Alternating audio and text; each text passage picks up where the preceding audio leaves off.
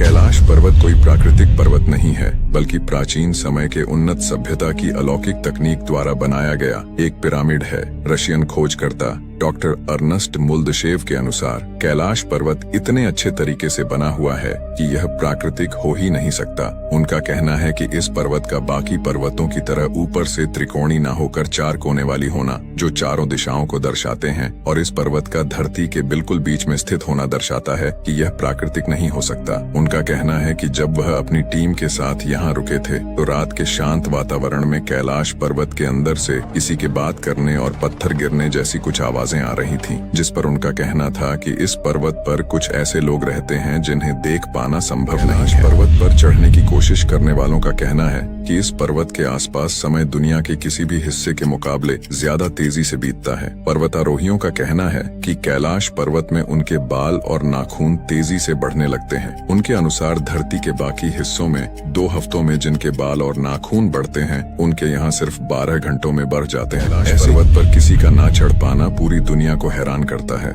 बहुत से लोगों ने कैलाश पर्वत पर चढ़ने का प्रयास किया, लेकिन कुछ लोग कम ऑक्सीजन और हार्ट अटैक के डर से वापस आ गए। कुछ लोग रास्ता भूल गए, जबकि कुछ लोगों का कहना था कि पर्वत में कुछ ऐसी अलौकिक शक्ति है जो उन्हें पर्वत पे जाने से रोक रही है, जिस कारण कभी उनके सामने से रास्ता गायब हो जाता है तो कभी बहुत तेज बर्फीले तूफान आने लगते हैं। कैलाश पर्वत पर चढ़ते हुए बहुत से लोगों की मौत भी हो गई। कैलाश पर्वत पर चढ़ने के खतरे और बहुत से धर्मों के सम्मान को आहत न करने के कारण सरकार द्वारा 2001 में इस पर्वत पर चढ़ने पर रोक लगा दिया गया। माना जाता है इस पर्वत पर चढ़ने वाले इकलौते इंसान बुद्धिस्ट साधु मिलारेपा थे, जो 12वीं सदी में कैलाश पर्वत पर चढ़ के एलोरा की गुफाओं में मौजूद भगवान शिव का कैलाश टेम्पल एक ही पत्थर को काटकर बनाया गया। हिंदुओं का सबसे बड़ा मंदिर और एक ही पत्थर पर बनाई गई दुनिया की सबसे बड़ी आकृति है। पुरातत्वविद के अनुसार इस मंदिर को 8वीं सदी में बनाया गया होगा और इसे बनाने के लिए वहां से 2000 टन पत्थर निकाले गए होंगे।